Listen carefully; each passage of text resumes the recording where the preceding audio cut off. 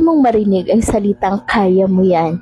Kasi yun naman talaga ang kailangan natin na kaya natin.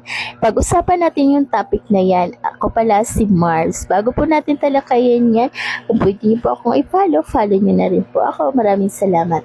So, kaya mo yan.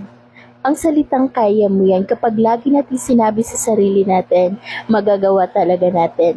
Dahil the hardest battle na yung dinadaanan, mas ma-appreciate mo kapag nakuha mo. Kagaya dito sa pagninegosyo, ganun din yun mga walang easy money. Lahat po yun, dadaan po talaga. Kasi kung madali pa ang lahat, dapat lahat din tayo kikita ng madalian. Pero hindi ganun eh. Kaya nga laging sinabi na kaya mo yan. Dahil kaya talaga natin. Kailangan lang natin ng lakas loob, paniniwala sa sarili, lahat makakaya natin.